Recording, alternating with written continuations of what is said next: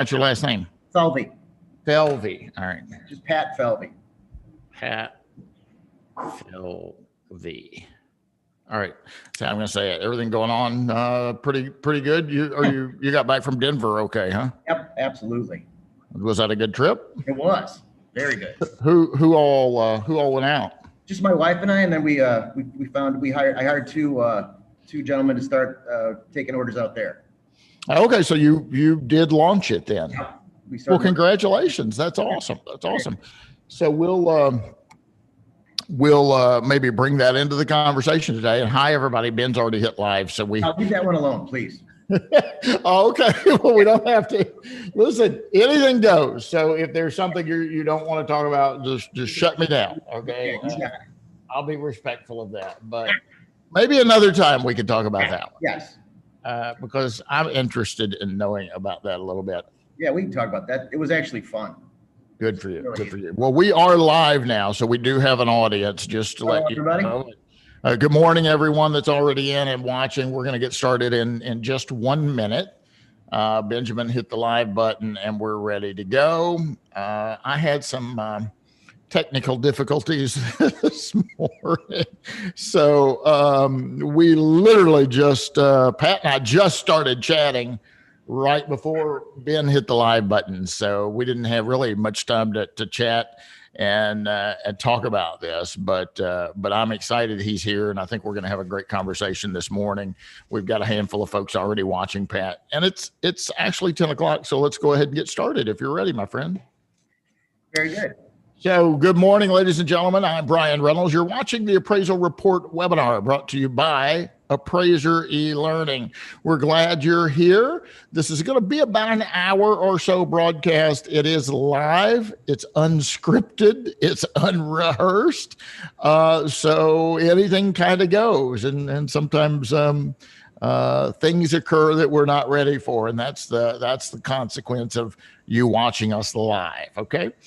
We do allow you to participate, unlike a lot of other webinars that you watch.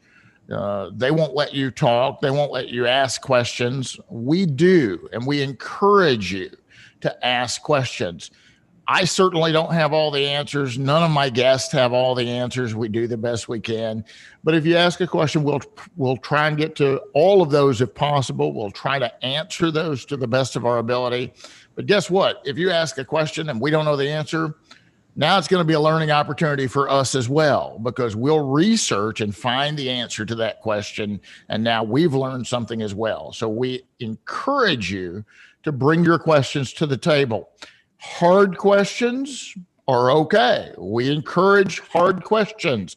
We can have differing opinions. I'm right, you're wrong. It's okay.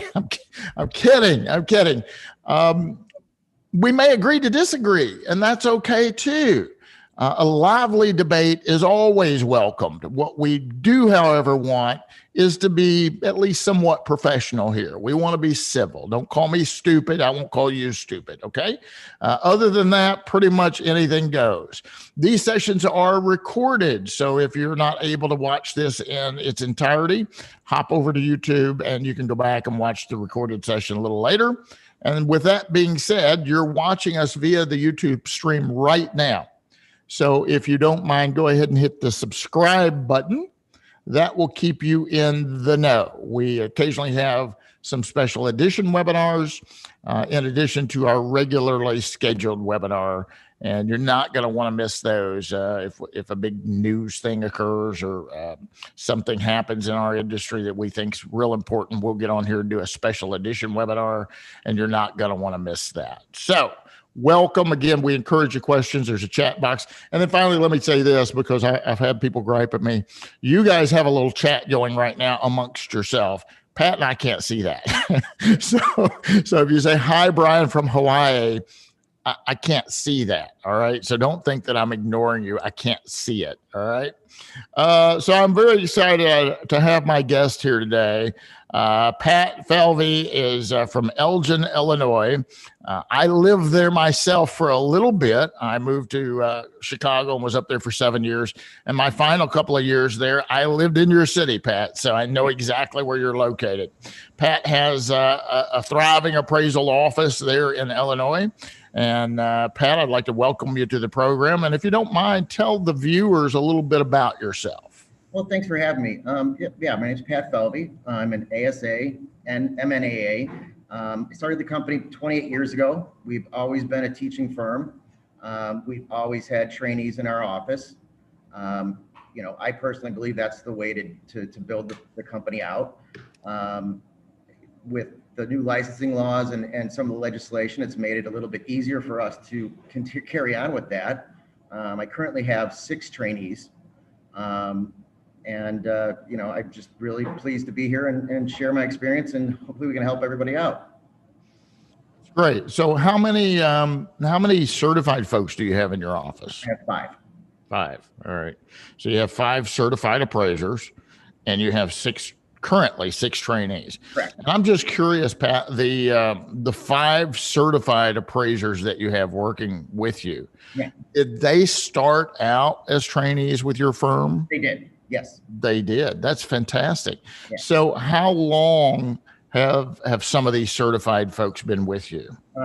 25 years, 21 years, 18 years, and 2 at like 10 or 12. I'm writing this down. I don't normally write stuff down, but you said 25 years. Yeah. 21 years, 18 years, and a couple of, the newbies have been with you for 10 years. Right? Yeah. Say that. Yeah. So, you've broken the secret code here. And that's why I'm eager to have you on this program. Okay.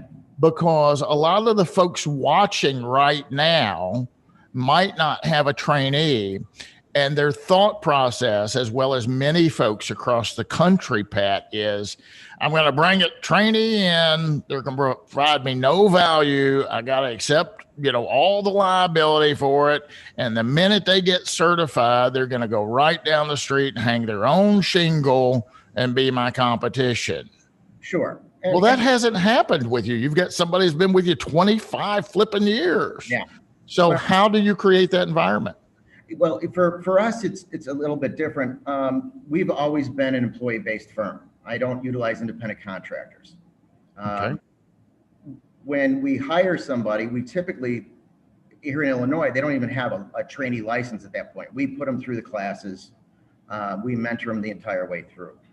I have had people leave. It's just the nature of the beast. They are going to go out and conquer the world, and God bless them for it. A lot of them end up coming back, bouncing it back and forth. But that part of it is just kind of the zero-sum game of what we do. Right. There is, we try to just build have a platform for our appraisers to be, for them to succeed, for them to have support within the office. And the employee base is really big for us. They have a salary. They don't, they're not living paycheck to paycheck when it's busy, and when it's slow. And I do have to say this because I'm sure I'm going to get blasted. This is not for everybody. Sure. It does take, you have to have a substantial number of clients to be able to, have everybody kick in and pay for the big machine. Right. Yeah, you're if you're not staying busy, you can't keep them employed that long. Right. And the thing with that is, like you just mentioned, that during those slow times, you're not making any money, but if they're on a salary or hourly rate, you still got to pay them. Okay. Right. And so that's some of the issues. So let's talk about that for a minute. And we're getting some questions in, and guys, we're going to let some of these questions build up before we get into them. So we'll get to as many of the questions as we possibly can, but go ahead and keep your questions coming. We want lots of questions for Pat, and we'll start that process here in just a little bit, but I'm going to ask him questions for now. So, I had a conversation with somebody recently about just that, Pat. I said, I am never going to discourage someone from doing what I did. Sure. I'm not going to discourage. Don't you start your own business? Just work for me. Ha ha. You know, I mean, that's a little hypocritical, I feel like. It is. It absolutely. But that being said, I mean, hey, Pat, maybe I should come work for you. I mean, being a business owner has a whole set of other stresses, right? Right. And a lot of my viewers are appraisers that are, you know, the single person shop. They work for themselves. They're the president, but they're also the janitor because they do everything, right? And I'm all about building teams and having teamwork. But I tell you what, knowing what I know now, and I don't get me wrong, I love what I do and I love the environment I have. But I mean, I was here till almost 9 o'clock last night working. Right. I was here, you know, the other night almost till 9 o'clock. Now I'm short. I had to let someone go recently, and we've got another lady that is part-time that's doing some other things now. So I'm a little short-handed. I don't want to work that schedule the rest of my life till 9 o'clock. And as a single person shop, I did that for 15 years, you know, work 15, 12 hours a day. And I don't want to live that way anymore. So I'm all about building teams. But what would you say the advantages are? You know the advantages and disadvantages of being a business owner. You are one. Okay. What are the, and we could talk about that some as well, but what are the advantages and disadvantages, for instance, for this employee certified appraiser has been with you 25 years, 21 years, 18 years. These folks don't have the burden of worrying about meeting payroll. They just worry about, you know, themselves. So what are the benefits and disadvantages of those folks being an employee status appraiser working for you, as opposed to going down the street and, you know, putting their own shingle out? Sure. I think their biggest advantage for them is that they have, you know, they have a very, very nice salary. They have benefits. They have paid vacations. I mean, how many appraisers do you talk to that just don't want to take a vacation because they're going to get whacked financially because they're not producing any income? They can't take a vacation. Yeah. Right. So, you know, that's been really big. You know, the way I set my company up was that, you know, I have a full-time scheduler. I have 2 admins that all they do is update clients all day long. So my people really just have to appraise. They don't have to do any administrative work at all. And that's been very beneficial to them. They really enjoy the fact that they don't have to call, you know, and schedule an appointment. They don't have to sit on the phone with, you know, 10 different clients giving them updates on the appraisals. You know, so I mean, we tried to break it down to its, you know, as base as we possibly could, and let the licensed professional do what they're supposed to do, which is appraise properties. You know, it's very simplified the way I'm explaining it, but that's really the gist of it is, you know, just have the people that are licensed to do what they do. That's all they should be doing. You know, take all the minutia away from them. Yeah. So I'm going to try and pull something up here, and I don't know if I'll be able to get it to come up quickly enough. I wrote a course, and we're going to be, I don't know, Ben, are we about ready to, you jump in here? We're doing a course on what's called the appraisal inspection. Okay. Ben, do we have that on the calendar, the first one for that? Is that in Ben's multitasking? He may be over in another. Not yet. We're just waiting on the first round of approvals to come in, but it's close. Okay. We're hoping to maybe do that sometime in March, I believe. But in the latter part of that book, I have a chart that shows what an appraisal office looks like in 1973. Okay. And Ben said we have a tentative class date for March 19th. And I may have to try and find that on a break because I'm going to get sidetracked and not be able to find it right now. But it's a flow chart, and it shows a chief appraiser, and then it shows an appraiser specialist number 1, an appraiser specialist number 2, an appraiser specialist number 3. And maybe specialist number 1 works on single family residential. Specialist number 2 works on multifamily. Specialist number 3 works on agricultural. And then over to the right, you had all these helpers. Like you just said, you have 2 admins and a scheduler, right? And back in those days, I think they even called them a librarian. You know, that's where you keep your work files, right, in the library.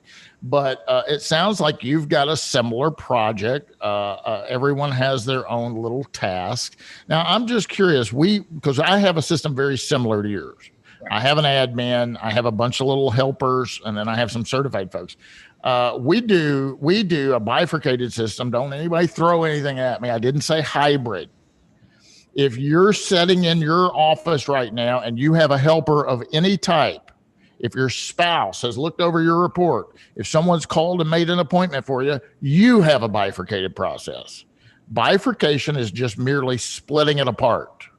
So I may have a certified appraiser look at the property and then another appraiser do the analysis, and then we all put it together. It would be just like if Pat and I worked on a project together. Sure. Pat and I go look at it together, and then Pat does the sales comparison approach. I do the cost and income approach. Our data input person assembles the report. Pat and I both review it. We talk about it. We reconcile to a number, and he and I both sign it. What's wrong with that? We're both certified. Nothing's wrong with that, but that would be a bifurcated system. So we've got that. Pat, like your guy, 25 years, 21 years, are they doing, I know they don't schedule the appointments or update the clients, which is wonderful. I'm sure they love that. But are they doing pretty much everything else? Or do you break it up where one does the inspection and somebody else does the analysis and stuff, or both? They do both. The guy that's with me, Greg, his name is Greg. He's been with me for 25 years. He still goes out on inspections with the trainees almost every day. Then he comes back to the office. In Illinois, you're allowed to have more than one supervisor. Someone had asked how we do, with 6 trainees, how do we manage the inspections and the supervisors? Yeah, we'll get to those in just a minute. Yeah, but no, what we do is Greg will go through the inspections with them, or I will. Just to make sure that they're getting everything that they need out of the property. They're learning the inspection process. And then we'll come back to the office and we'll start working with each different trainee with wherever spot or part of the process they're in, Okay. Okay. So Very yeah. cool. Yeah. Well, I just found my little chart and I can't help myself. I got to share it. Okay. So this is an organizational chart for an appraisal company or an appraisal department, right? And so you have a chief appraiser here. You have appraiser specialist number 1 that specializes in industrial type property. Appraiser number 2 specializes in multifamily. Appraiser number 3 specializes in single family. And then look, all of these assistants, you've got 1, 2, 3, 4. You have 4 helpers to 3 appraisers. You have more helpers than you do the head chef or the surgeon, right? Or the dentist. You go in a dentist's office to get your teeth cleaned, they have an army of helpers and 1 dentist, maybe 2, right? So you should really have a good support staff over here to keep the office running. Look at this other figure up here. And again, this is from 1978, a book called The Encyclopedia of Real Estate Appraisal. In the event you didn't know there was an encyclopedia, there is an encyclopedia.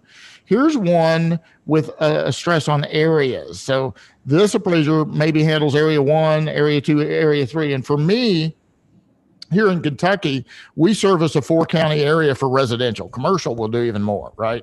But we do Davis, Ohio, Hancock, McLean. There would be nothing wrong with me saying, Kelsey, you're going to handle, McLean counties and Ohio counties, and Maddie, you're going to handle Davis County and Hancock County. Nothing wrong with that. Do you break yours guys up, Pat, by region or by area like that? Yes, absolutely. We do it by geography. Yes. So, and so the thing I like about that is if I got an order in for Ohio County, I, as the business owner, would know Kelsey's doing 3 over there tomorrow. We can slide this one in. Right. If you're wanting Maddie to do it, Maddie specializes in Hancock and Davis. It's going to be a week to get her over here. That's the one problem I have, Pat, with trying to get each appraiser approved with the lender. It really ought to be your appraisal firm is approved with the lender. And when an order comes in, you decide which appraiser gets it. Right. Tell me how you've dealt with that, because most AMCs or lenders want the individual appraiser approved. And I hate that. That should change. Right. From God's lips to your ears to God's lips. But we don't have that much problem with it any longer. The AMCs in Illinois, our appraisal director put in law that AMCs cannot discriminate based on license level in Illinois. Okay. Which has been really big for us and very helpful to keep trainees going. Even if it's sent to my chief appraiser of 25 years, we can still have the trainee go along for the inspection and sign off on the report. Okay. Illinois, once they have, a significant or sufficient amount of inspections done, they're allowed to inspect on their own for properties up to, I believe, the de minimis level. So, that part has not been too terribly difficult. And I'm hearing a lot of noise from the lenders directly that they are really wanting to push trainees into our industry. That's really becoming, over the past 4 or 5 months, I've really heard a lot of AMCs saying, do you have trainees? Because we really need to get them. Yeah, and that's one argument I have. The industry's talking about, a hybrid. Now that's different. A hybrid is where they're taking a non-appraiser to do the inspection, and we sit back and basically do a desktop. And why are you wanting to send an insurance agent out to go look at it when just let me use my trainees? Most of you won't even let me send my trainee out without me going along, which means I can only do so much. Hey, Pat, let's get into some of these questions if you're okay with that, because time is slipping through our fingers very, very quickly. And for all of you watching, in a minute, we're gonna bounce a couple of our trainees in here so you get to kind of meet them too. So William W. says, starting a trainee soon, what's the best path to get a newbie contributing and busy? Thought about taking on review work just for the experience for them. Any thoughts, Pat? You know what? Try to get, you're going to have to get a mentor. You're going to have to get a supervisor. I would recommend for anybody in other states other than Illinois, get your trainee or your state license, and then start just beating the bushes, telling people, you work hard, you can contribute as much as you possibly can, and you're going to do it full time. That's the other key. That's where we lose a lot of these trainees is that, if they're not paid well, they have to take they're working 2 jobs, and that's not conducive to actually training and get people up and running. Yeah. That's like I said, just get your trainee license and then just start telling people, going to see as many people as you can. Okay. David is asking, Pat, do you do your own appraisals or just inspect the ones for the trainees? I do both. Okay. If we get a difficult assignment or something, that's just would be complex, I'll go out and see it. Okay. Typically taking a trainee with me even on those things just to give them, let them see those type of properties. But I will do the appraisal.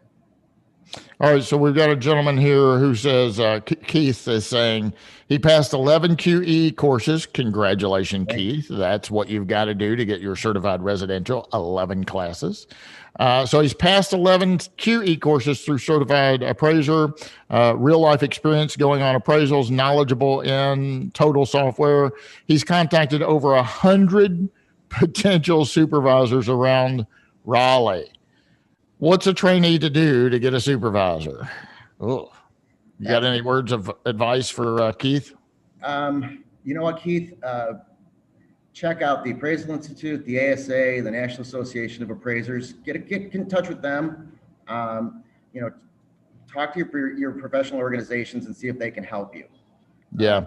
One of the things, Keith, that I think you've got to do. This is a mistake I think that a lot of trainees make. Hey, Pat, I want to become an appraiser. Will you help me get my hours? Yeah. Well, dude, what's in it for me? Right. I mean, why am I just doing that for you? I don't even know you. Right. Keith, what do you have to contribute to me? Exactly. Yeah, I can help you, but what do I get out of it? Right. So, Keith, you may have to make some sacrifices that you don't want to make. Maybe you relocate temporarily. Maybe you say, hey, Pat, can I come? I'll move to Illinois. I'll work for you for 2 years. I'll commit to work for you 2 years so that I'm providing you value. You can just pay me just a minimal amount, because I'm telling you, Pat, my end game here is to get what I need from you and go back to Raleigh and create my own business. Heck, Pat might help you open your own business in Raleigh. Or I might come to Kentucky. Maybe I'll do that. Forget Pat. call me, Keith. But you may have to make some sacrifice. Yeah, is that a big sacrifice? Yes, it is. But guys, I'll walk across hot coals if I see a pot of gold at the other side. I don't want to walk across hot coals just to be walking across. But if I have to make some extreme sacrifices that are temporary in order to go get the pot of gold, I'll make those. So, Keith, how bad do you want that? I guess the thing that I want to say to Keith is don't give up. I know it's discouraging if you've called that many. Pat just gave you some great ideas. I'm president of the National Association of Appraisers. We're creating what I'm calling the Trainee Network. I'm excited about that. Pat has become a member of the NAA. He just volunteered to be vice chair of my membership committee. I'm excited about that. So come check us out over there. All right. A few more questions, and then I'm going to pull it back in the reins back a little bit. Let's see here. Lana says, what's the best provider for trainees to use? Is there a program that you would recommend over others? I'm in Texas, tentative for March 19th. I'm not going to give a particular recommendation on an educational provider because I am an educational provider. Lana, I would say come to Tennessee and take mine live. And we're doing some of those virtual as well. But Pat, if you want to plug somebody, I don't care if you do that. Actually, no, Lana, it doesn't really matter where you get your education. Just get it. Okay.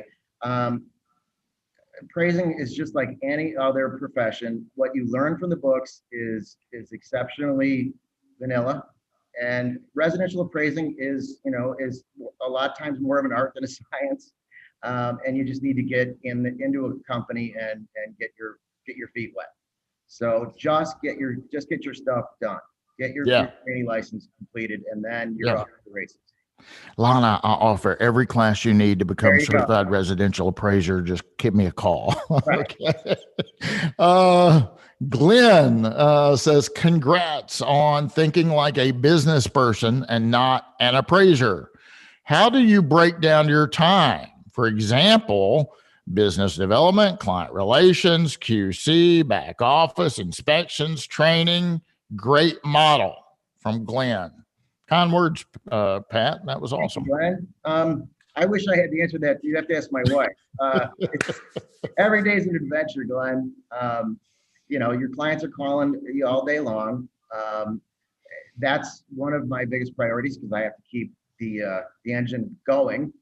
A lot of the review is done by my two senior appraisers at this point. The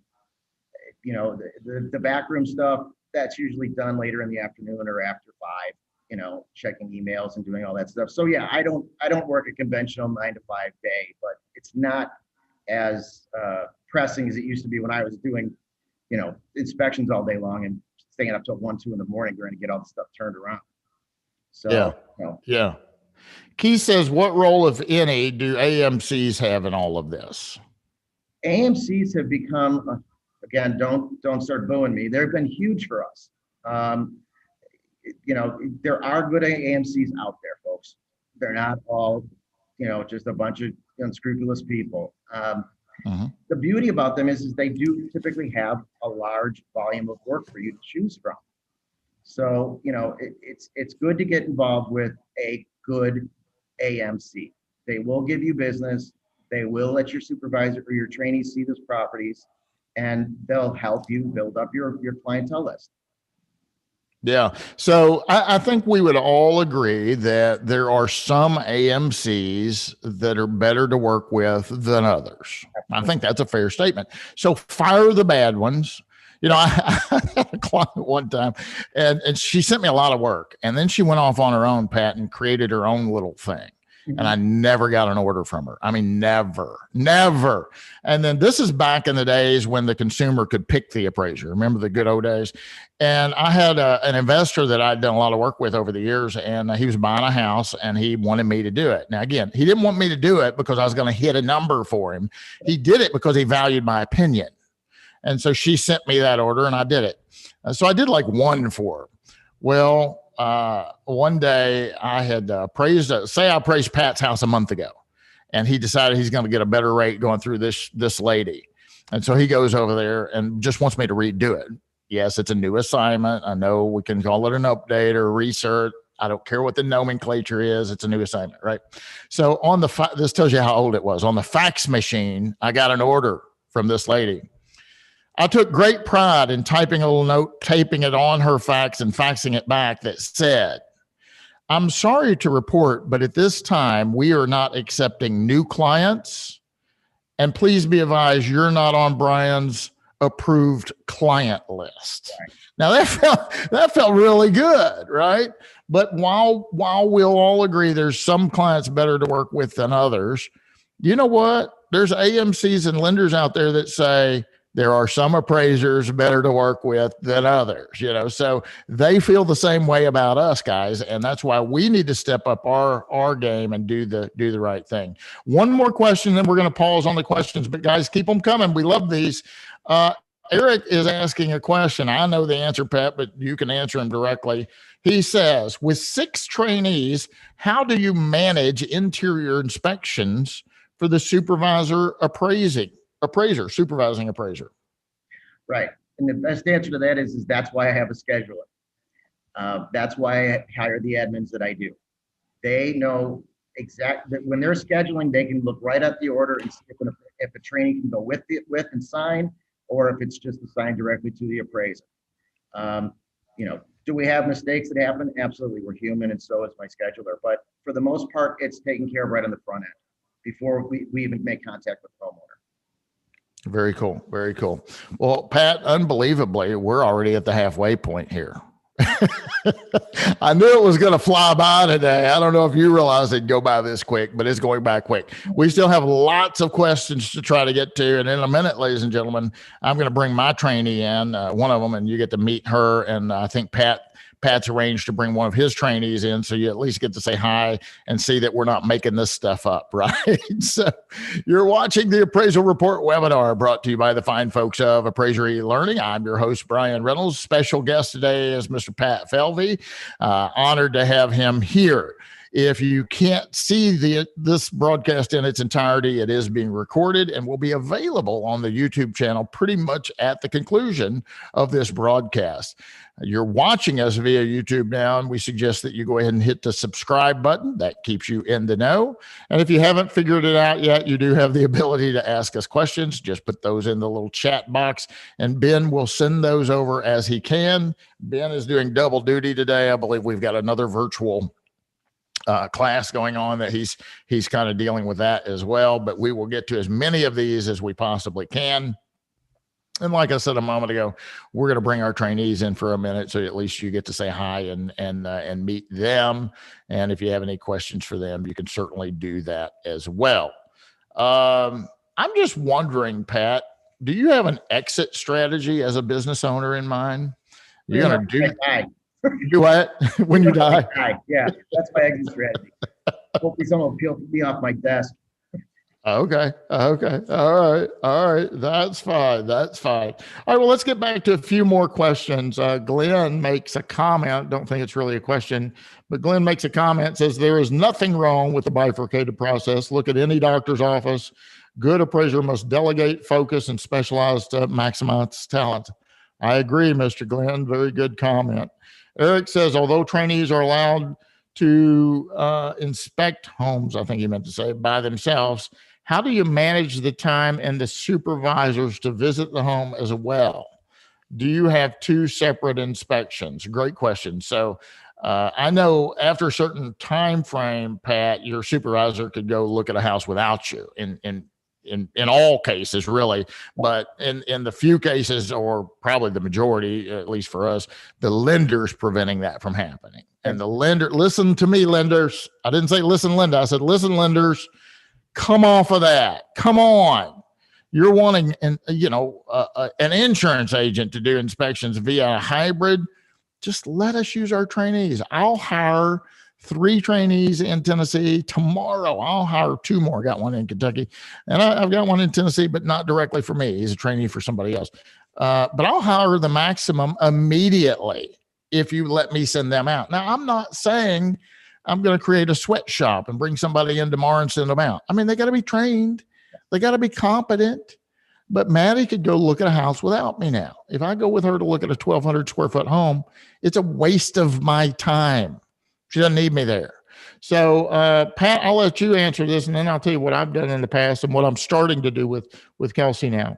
Right. How do you handle that? How do you manage the time for the supervisors to visit? Do you do two inspections, or do you just do one? We try desperately never to do 2 inspections because it's hard enough getting in a house once. Is the answer. So again, that comes back to the training for my scheduler and my admin staff. We'll just make sure that the trainee or the supervisor meets the trainee at the house and inspects with them. Yeah. So here's a few things that I've done, and you got to keep in mind, some people, like my last trainee, Brent, he's still a trainee working for Clay now. He would still be helping me, but he moved out of town. He's been a trainee for 5 or 6 years now. I mean, he knows what he's doing. He could be certified. Do I need to go with him to a house? Heck no. So what I would do, guys, is we would schedule an appointment. We'd drive separate. He'd get there, then normally me. By the time I got there, he's measuring the house. I always offered to help him measure. He's like, I got it. I'd say, okay, I'm going in. I'd go in the house.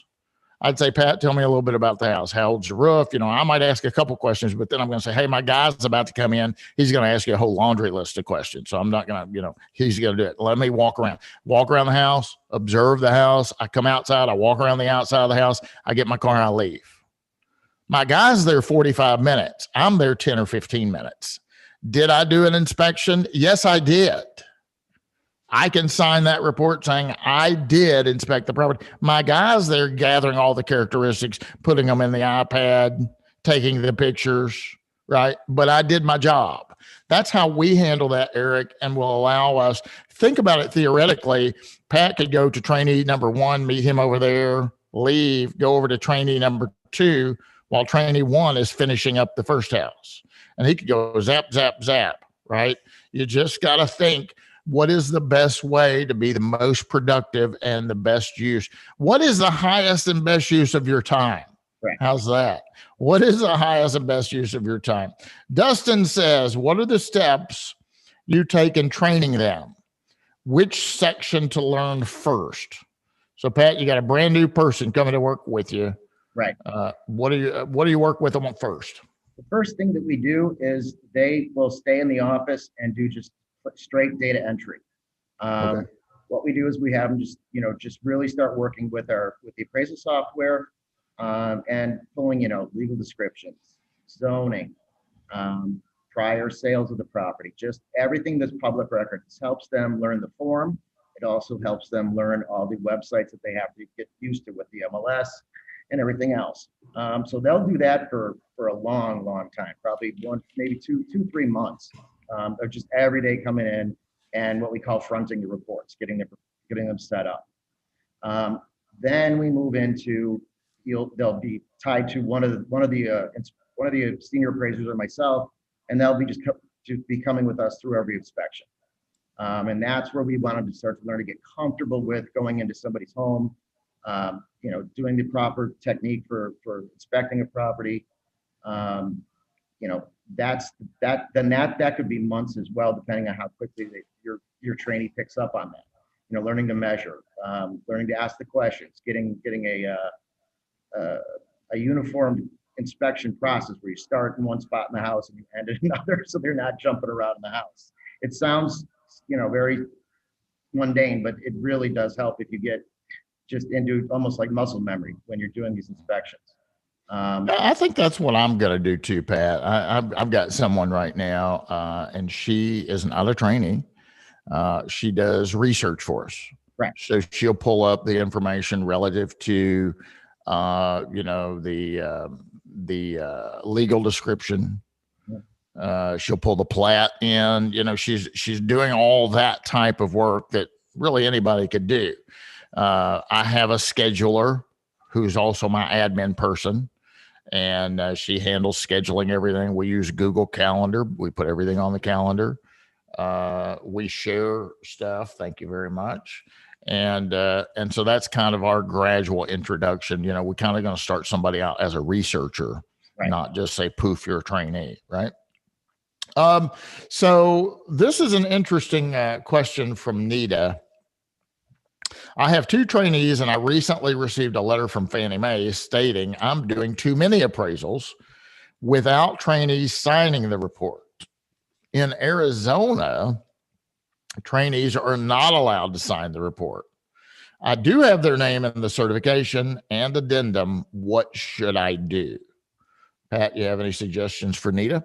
I think she's doing exactly what she has to do. She's explaining the contribution by the other appraiser. If they're not allowed to sign, that's all you can do. Yeah, I think what I would do, Nita. Now let's just a real quick refresher, everyone, because this is a common mistake. You have to list the trainees by name in the certification that they provided significant real property appraisal assistance. Somewhere in the report, and this can be anywhere, you have to have a disclosure of what they did.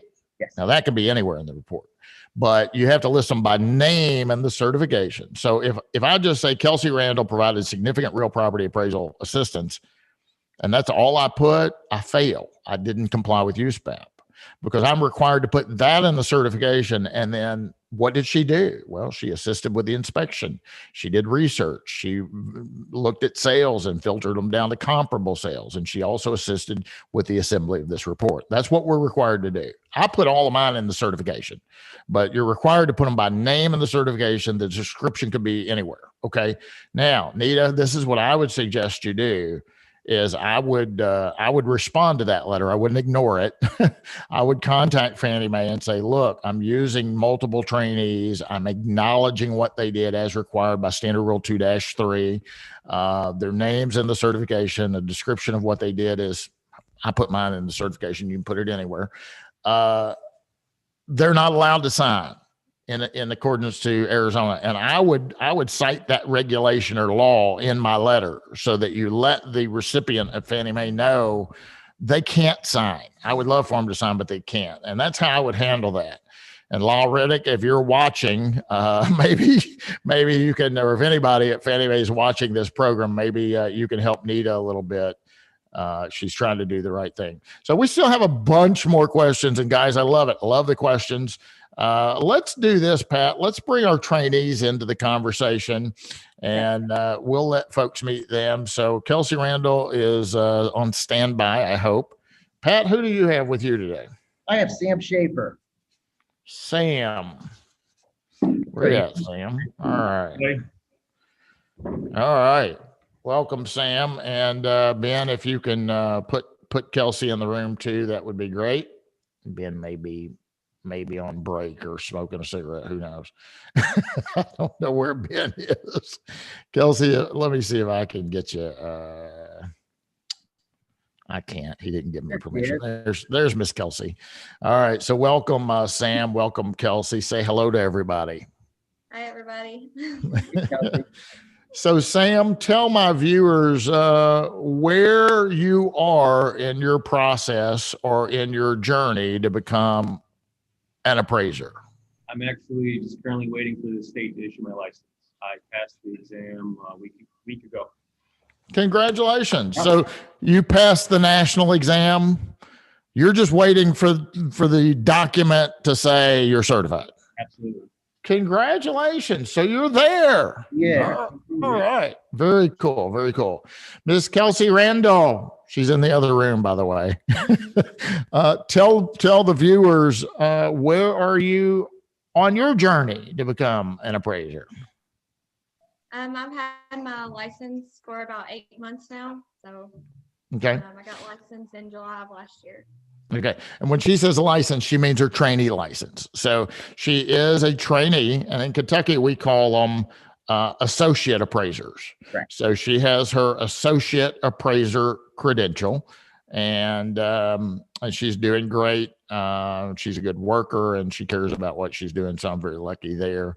And you're, Kelsey, you're now kind of at the point where you're ready to go out on your own. Yes, maybe. I think so. It depends on how big the house is, right? Yes, Kelsey. So that's great. We've got an appointment this afternoon, so maybe she just gets to go by herself. That would be great. And then if Maddie's sitting there by you, have her just stick her head in there, and everybody can kind of see who she is. So there's Maddie Kennedy, and Maddie sits back there with Kelsey. She is kind of our researcher and prepper and kind of whatever we need person. And then another person that sits back there normally, who is not here because of COVID, she's been working from home, is Krista. That's our admin. Then we've got a whole nother group of folks down in Tennessee that work with us as well. So Sam, how was the test? Was it just a piece of cake? You aced it immediately? No, I wish. Unfortunately, it didn't pass the first time around, but it just took a little bit extra studying, and then I was able to do it the second time. But it wasn't a piece of cake, no. It took a lot of time and training to get there. How long did it take you to complete the test? 30 minutes, 4 hours, what? The whole 4 hours, absolutely. Because there's a few questions that you just, you get confused. You're worried about the time, so you save it till later, and then I stare at it for another 10 minutes before I answer it. So I made sure I didn't rush it. Yeah. Benjamin, if you can hear me, put this on my to-do list. I had a trainee in the class yesterday, and she had put together like little flashcards, if you will, study cards or whatever, but she digitized them. And I said, maybe Appraisal eLearning needs to do that. Maybe we need to put together something where you can click a button and just boom, boom, boom. It's almost like a practice test, right? Over and over and over again. And maybe that helps a little bit. So any test taking tips, Patrick, for any of the trainees watching out there right now, trainees that are like getting ready to take their exam? Do you have any recommendations for them? We searched all over the place for good test information to study for it. What hung up a lot of things is there's some general questions in there that really trip people up. Yeah. So don't get discouraged, because if you're not going to go to the next level new commercial, just try to deal with it, pass it, and move on. Yeah, I was surprised with that too. So I had to take all 3 exams, and luckily, I can't believe I passed each one the first time. But I started in Illinois, and I took the license levels. I got license level first, and then I moved back to Kentucky and became certified residential. And then it took me forever, and I took the certified general. So we've got a lot more questions. Let's try and get to some of those, Pat, if that's all right. And if Sam and Kelsey, you guys want to hang out with us for a minute, maybe you guys can help us answer some of these questions as well. All right. Pat, Donna is asking, part of a larger appraisal company, we start our trainees as front loaders to become familiar with collecting data that increases the supervisor's capacity. So that's a comment. Thank you, Donna.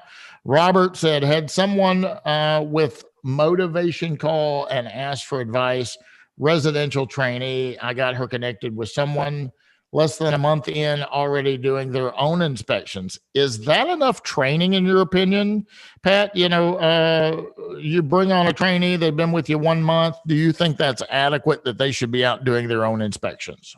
The short answer is no, I don't. Yeah. I really don't. If you go to the scenario that Bryan brought up, where it's a 1,200 square foot ranch on a slab, so the supervisor should still be there. But a month is really, really kind of pushing and cutting it close in my opinion. Yeah, I don't think that that's enough time to really be competent and representative of our profession. Yeah.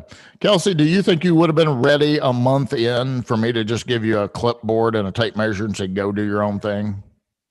No, probably not. Yeah, it takes a little bit. Takes a little bit. Connor says, does a trainee need to be added to the certified appraiser's E&O insurance, Pat? We do. We just have a corporate policy, so we list all the trainees on there. Yeah. Connor, I would say that's a business decision. It depends on what your state requires as well. Some states don't require you even have E&O. So I typically say, I mean, we do have E&O, but I shouldn't say that, because normally what I like to say is, at the advice of legal counsel, I neither admit nor deny whether I have E&O coverage. Quite frankly, that is a business decision, and it's my business decision. And quite frankly, it's none of your business. Right? Some people think if you have an E&O policy, you're more apt to be sued. And whatever you do, quit putting a copy of that at the back of your report. I know some lenders require it. You got to make it a business decision if you're going to do that. The homeowner gets a copy of that and they're like, oh, I got a broken window over here and my floor is twisting up here. And oh my God, Pat's got $1 million policy. And, you know, they tend to go after the big fish, right? Astute Appraisal says, what is your take on PREA? Pat, are you familiar with the PREA, Practical Applications of Real Estate Appraisal? Yeah. Yes. What do you think about that? We follow all the Uspep compliant training, and I don't think there's any issue with PREA. Mm-hmm. Yeah. So for those of you that don't know what Astute Appraisals is talking about, PREA stands for Practical Applications of Real Estate Appraisal. We had a webinar on that with some industry folks when it passed. And so it has passed. It is official. It is available, but no one has produced any models yet. So while it's the law of the land, there's none available. Right. But theoretically, what that means is, let's say that Kelsey doesn't like me anymore and doesn't want to work with me. All right. And so she quits and she's like, I just can't get along with anybody. I don't want a supervisor, period. Well, PREA is a situation where she could go through and take specialized training, specialized models, and however long it takes and whatever it encumbers, she has to do and navigate successfully. But at the end of that process, she could sit for the national exam. And if she passed, she could become a certified residential appraiser without ever having had a supervisor. And that's a law of the land now. It is available. It's just not available. Right. It's not available because there aren't any that exist. Sam, what's your take on that? Do you think that's good for the industry or bad for the industry? I mean, I don't know if I'm going to represent that. I like the process that I went through having a supervisor, just because there's just too much to learn to not have somebody help you along the way. Yeah. But what about, so let me ask you that, and you'll have to lean in pretty good, Sam, because we can barely hear you. But we had a, I don't know if you've been watching the whole broadcast here, but we had a gentleman from Raleigh earlier who said he's taken all 11 classes. He's gotten all his education out of the way. He's contacted 100 folks. He cannot find a supervisor. What do you tell him? You know, I think it's changing. He's in a situation that I can't really answer to because it's so different than here in Illinois. But I did hear you say earlier he might have to leave that state for a little bit and get some help. It's just, if you go on this on your own from the very beginning, I think you're setting yourself up for failure. Yeah. You know, I'll tell you one thing. When I was determined to go from certified residential to certified general, one of the things and luckily I didn't have to do this, but it was on my agenda.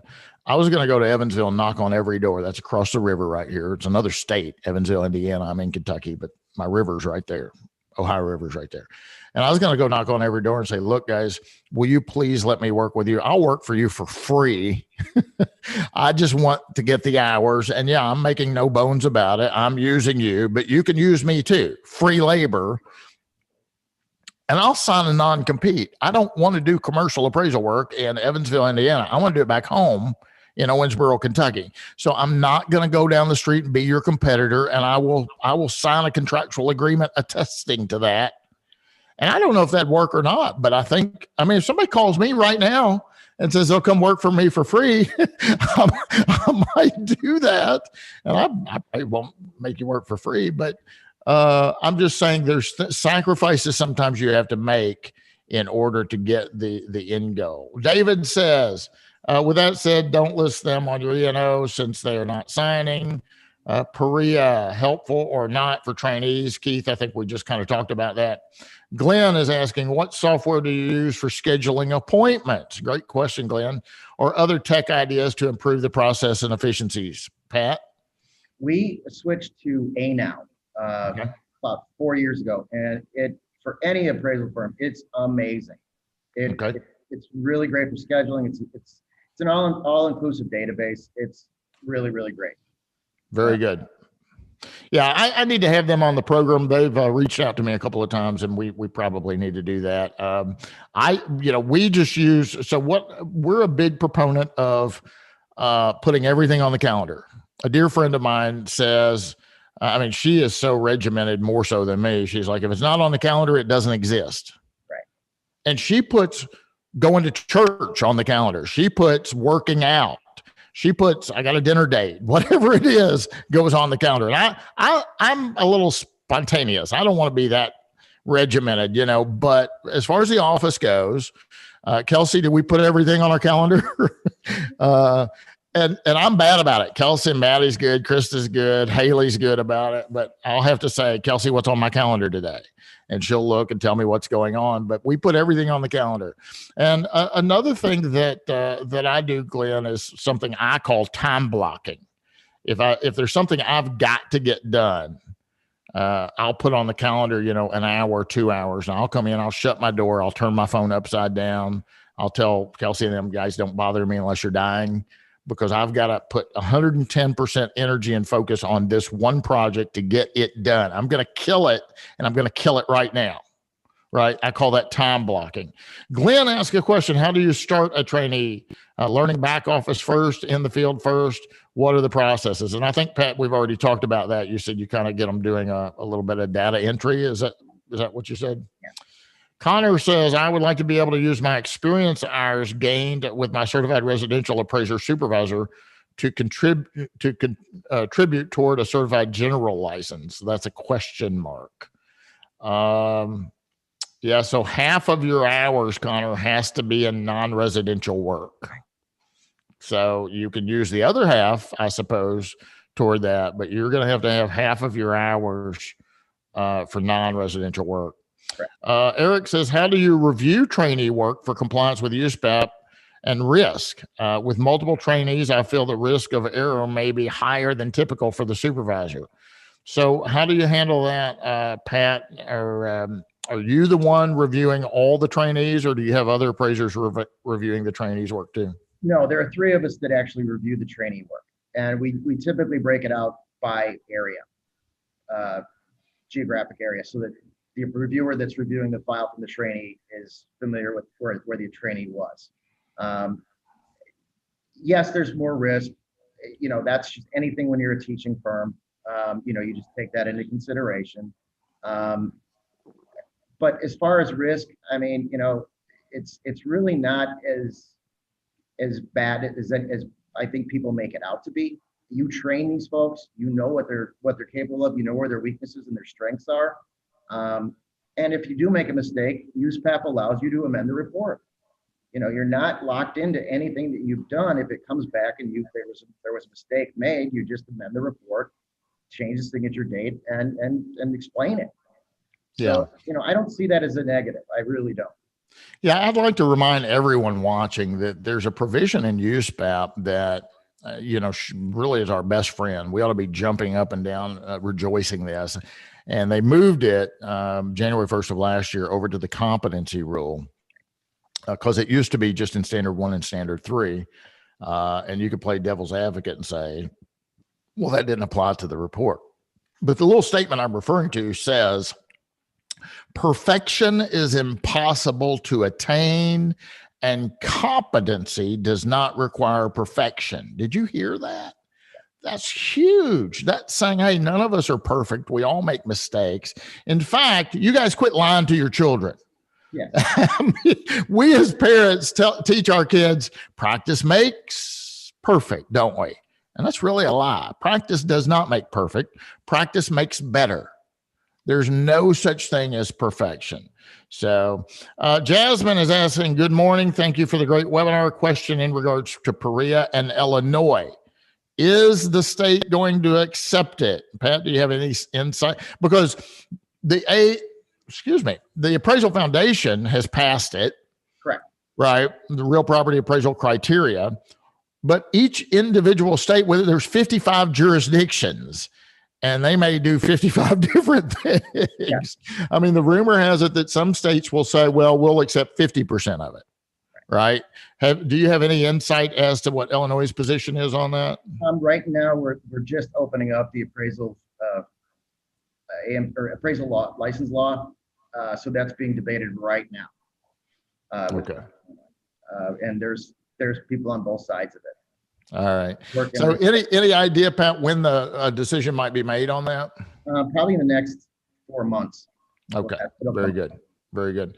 We're going to get to a couple more questions, and time's actually up. So Pat, if you're gracious enough, I'm going to keep you another minute. I know you're busy with a big office like that, but Glenn is asking, do you list what the trainees did if they do not have their trainee license yet while taking their classes? Do you require them to have their trainee license prior to going in the field? Great questions, Pat.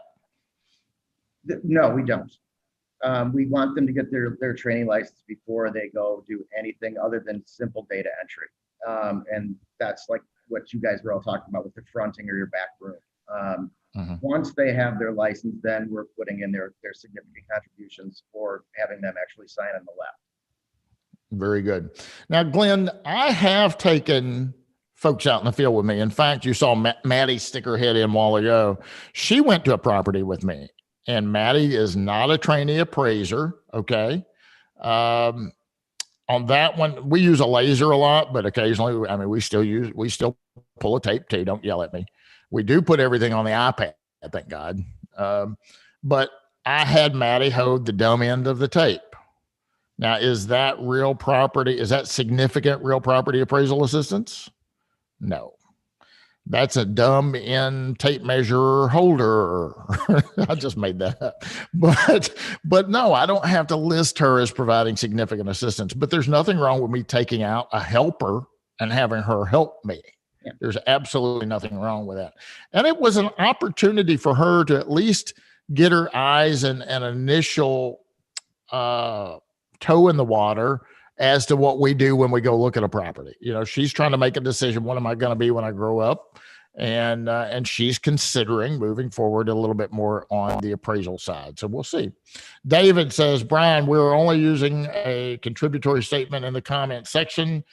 We don't have the trainee's name anywhere in the report. Where are you putting the trainee's name in the certification? Okay, David, listen to me very carefully. Start doing it yesterday. Period. All right. You have to list your trainee's name if they're providing assistance. If they're not signing. Now, if they're signing the report, you don't have to list their name anywhere because they've signed it. But if they're not signing the report, you have to list their name in the certification. And let me just, I know we're out of time, but this is important, guys. This is Uspep, right? You see this? That's the 2020-2021 edition of Uspep. So if you go to standard two is your reporting requirements. Okay. Ooh, I jumped all the way down to advisory opinions. So I'm going to go to standard 2. And standard 2-3 deals with the certification. All right. And there it is right there. So you have to have a certification that looks similar to this. Look down here. No one provided significant real property appraisal assistance to the person signing this certification. If there's exceptions, the name of each individual providing significant real property appraisal assistance must be stated. So don't sign a certification that says no one provided real property appraisal assistance when somebody did provide real property appraisal assistance. If you're doing that, you're creating a misleading report the minute you sign it. All right.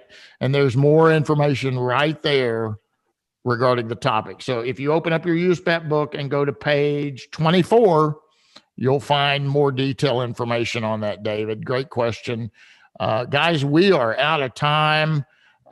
Jane says, what questions do you ask the homeowner about their house? Pat, you want to talk about that real quick before I let you go? Sure.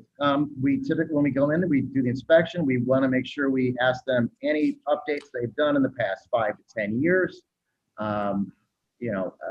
Just general, upkeep, remodeling, anything that we see in the property, we like to confirm with the homeowners while we're there with them. Yeah. So what I used to do, and I don't know why I quit doing this, and Kelsey put this on our to-do list. I hate it when I walk in a house and the homeowner just follows me around the whole house. Sam, do you like that or do you not like that? I don't mind it, but I'm a social person. Okay. So sometimes, and if you don't mind, I'm real quick, like he said, I'll ask, what updates have you done? Yeah. They forget something they did. And as you're walking through, they'll be like, oh, I forgot I had that carpet replaced. So That's true. It helps me out.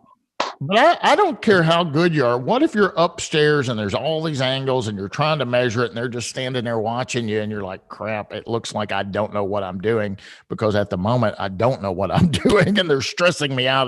Wouldn't you rather them be sitting at their kitchen table? Be honest. Oh, yeah. No.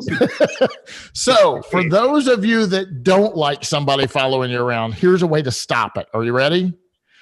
I had created a form. I don't know why I quit doing this. Kelsey, this is on our to-do list. And when I would walk into a house, I'd say, Sam, Kelsey and I are going to walk through your house. We're going to photograph it. We're going to measure it. We're going to take notes. Okay. But I want to put you to work. Instead of me asking you 25 questions orally and writing down the answer, guess what? I prepared a little questionnaire for you. Would you mind sitting down and filling this out? Guys, I have never had a property owner say, no, I'm not doing it. Never. I have had them say, I'm not going to sign it. I have had them say, can I fill it out and send it to you? And then they may or may not. I have had them say, can I wait till my spouse gets home and help me fill it out? Sure. But you know what 90% of the time they do? They sit down, they take out their pen, they start writing it and filling that stuff out. And I have the questions on there that you would normally ask orally. When's the last time you replaced your roof covering? Right? Have you had your property for sale or offered for sale over the last 12 months? We have to ask them questions about kitchen being updated or remodeled, bathroom, and if so, what, how's the sewage disposal system working? How's your water pressure? Blah, blah, blah, blah, blah. Ask them 20 things. And then at the bottom, I put a little note that says, please be advised, this is an appraisal. It is not a home inspection. If you want, detailed, specific inspections, you need to secure a home. And they sign that. So to me, that's another way just to limit your liability a little bit. You can put that right in the appraisal report, at least put it in your work file, whatever. And I've just decided right here on the spot, we're going to create that form again and start using it, Kelsey. So remind me. Any final thoughts, Patrick, Sam, or Kelsey? I'm going to let you guys go. It's 11:07. We've got 21 more questions, but we're just running out of time. So Pat, we may have to have you back for another session if you're open to that. Always, whatever you need. Sam, what's your number one advice for someone wanting to get in the business, as well as maybe an appraiser out there that has been resistant bringing on a trainee? For someone who wants to get into it, it is a commitment. It's not something you can do part-time. The 2 years that I've been through this, I really put a lot of work to it because I committed to it as a career, not a job. And I also see so much potential in this industry. I want to be part of it. So it is a commitment. It's going to take a lot of time and effort to get through that first step. For people that are reluctant to bring on a trainee, again, I see so much growth that you're going to miss out if you don't have a trainee underneath you, and the industry is just going to keep growing without you. Yeah. Kelsey, what are your thoughts for someone out there that, Sam, gave me a pretty good pitch there, but I'm still not sure. I'm still not sure. I mean, what made you want to become an appraiser, Kelsey? Really just the flexibility, being able to work on your own. I like that. Getting to kind of pick your own hours and days that you work. For me. Yeah. Pat, I'm bringing this home to you, buddy. So many appraisers out there, yeah, I'd like to bring on somebody. I just don't trust them. You know, if I'm signing my name to it, I'm responsible. I don't trust them. They're just going to quit and be my competition. It's just not worth the headache. What do you say to those folks? You know, opinions are like everything else. I mean, everyone's got them. You've got to give back. You just have to in our industry. Maybe they'll be your competition, but in the long run, you're going to be better off for it. If you utilize your trainees the right way, it's going to make your office more productive. That's the bottom line for me. You know? Right. But very like cool. You know, if you're a trainee, you've got to commit to a full-time job. You can't do this halfway and be successful. Yeah, you're either all in or all out, right? I mean, that's pretty much what it's going to be. So, Pat, thanks so much, and Sam and Kelsey, you guys hopped in as well. Thanks for joining us here in the last little bit. Pat, if somebody watching wanted to reach out to you directly and ask you a question or pick your brain, how could somebody get in touch with you? Do you have an email? Or? Yeah, pat@hfappraisal.com. Or our main one, appraisals@hfappraisal.com. Very good. Pat is on our membership committee. He's now vice chair of the National Association of Appraisers. We've got big plans for trainees. We're creating a division of membership to join the NAA as a trainee, and it's already there. You just join as an affiliate member presently, but we're creating the Trainee Network, which I'm very excited about. So stay tuned for more news on that. Ladies and gentlemen, you've been watching the Appraisal Report webinar, brought to you as always by Appraiser eLearning. For Kelsey Randall, Sam, and Patrick Felvey, I'm Bryan Reynolds, your host. If you would like to be on the program, please reach out to Ben Maxwell or anybody at Appraiser eLearning. Let us know you'd like to participate or recommend someone. Until next time, you guys, please be safe out there and happy appraising. We hope to see you in Bay St. Louis, Mississippi, too. So, Benjamin, give me the green light there, brother.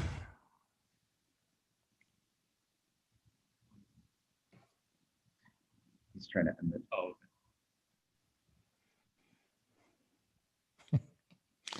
Ben's trying to do too many things all at the same time. Multitasking. Yeah. There's Aaliyah back there.